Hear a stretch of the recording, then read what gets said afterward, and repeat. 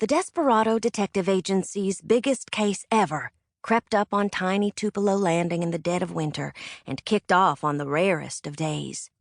Unlike most of our borderline famous cases, it started with two things found. One thing found by me, Miss Moses LoBeau, ace detective, yellow belt karate student, and a sixth grader in her prime. One thing found by a stranger. Before all was said and done, it plunged me and my fellow desperados, my best friends, Dale Earnhardt Johnson III, and Harm Crenshaw, the agency's newest detective, into a bloodthirsty chapter of our town's history, and an unspoken chapter of Harm's past. It put our lives in peril, tested our courage, and sent us racing for treasures of the world and treasures of the heart. As for me, Mo LoBeau, it bent my rivers and scattered my stars. As usual, I didn't see it coming. In fact, I was dead asleep in the wee hours of January 11th when my vintage phone jangled. I clicked on my Elvis in Vegas lamp.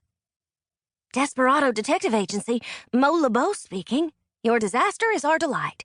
How may we be of service? I squinted at my alarm clock.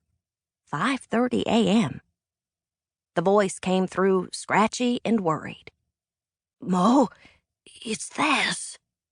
Crud.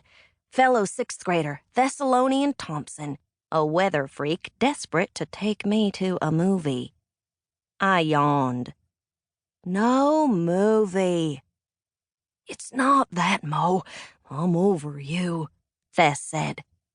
It's going to snow. I'm giving a few special friends a heads up. Snow? We haven't had real snow in Tupelo Landing since 3rd grade. Really? I said, kicking off my covers. Is school out? Is this a snow day? That's the problem. School's not out. Miss Retzel makes that call, and she doesn't know my forecast because she's not answering her phone. Our teacher, Priscilla Retzel, tall, willowy, able to do math in her head, is the most normal person in my shy of normal life. I adore her. Secretly, she likes me too, but ever since she got caller ID, she's been slow to pick up sixth graders' calls. Mo, will you go to her house with me? Thess asked. I'm an introvert and you're not. True. The gardenia outside my window shimmied in the moonlight. What in the blue blazes? Dale's face popped into view, his mama's flowered scarf pulled tight over his blonde hair and knotted beneath his chin. Not a good look. Mo, Dale whispered. Wake up. Thess says it's going to snow. I know, I said, tapping on the glass. Come to the door. Which door? Thess asked. Not you, I replied into the phone as Dale crashed to the ground. I made an executive decision. Thess, call Harm. Ask him to meet us at Miss Retzel's house in 20 minutes for an ensemble beg. But you better be right about the snow. I smoothed my t-shirt and karate pants as I strolled the length of my narrow, window-lined flat. I swung the door open and Dale bolted inside with his mongrel dog, Queen Elizabeth II, at his heels. Hey, I said, we got a snow mission. I'll be ready in 3 shakes. Sorry about the gardenia, he said. I didn't want to knock and wake up anybody.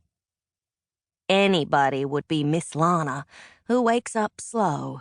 Also the Colonel, who's moody thanks to an 11-year brush with amnesia. The Colonel and Miss Lana are my family of choice, and I am theirs.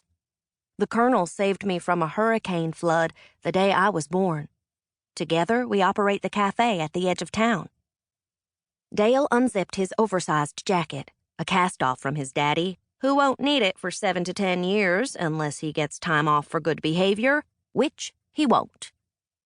Hurry, Mo, I'm sweltering to death, Dale said. Mama made me lay over. You mean layer, I said, sliding my jeans over my karate pants. Dale, a co-founder of the Desperado Detective Agency, Ain't a dead-ahead thinker, but he thinks sideways better than anybody I know.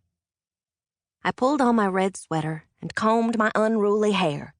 I opened my filing cabinet, shoved aside unanswered Desperado Detective Agency letters, and snagged my orange socks. "Get gloves, too," Dale instructed as someone swished across the living room. "Morning, Miss Lana," I called. "Dale and Queen Elizabeth are here. Can I borrow some gloves? It's going to snow." "Snow? Really?" she said, peeking in. Miss Lana, a former child star of the Charleston Community Theater and a fan of old Hollywood, gave me a wide, sleepy smile. The real one, not the one she keeps in her pocket for pain-in-the-neck customers at the cafe. "I love snow."